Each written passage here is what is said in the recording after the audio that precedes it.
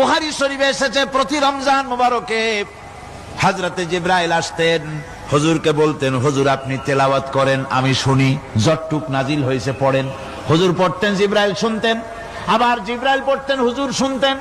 এমনি করে করে যে বছর হুজুর ইন্তেকাল করবেন, হুজুরের জীবনের শেষ রমজান মুবারকে কোরআন নাজিল পরিপূর্ণ হয়ে গেছে। হযরত জিবরাইল বলেন, হুজুর কোরআন তো নাজিল তামাম হয়ে গিয়েছে, এবার আপনি পুরা কোরআন পড়ে আমারে শোনান। হযরতে রাসূল পুরাটা পড়ে 30 পারা পড়ে শোনায় দিলেন, জিবরাইল শুনলেন। এবার জিবরাইল বলেন, হুজুর আমি তেলাওয়াত করতেছি, আপনি শোনেন।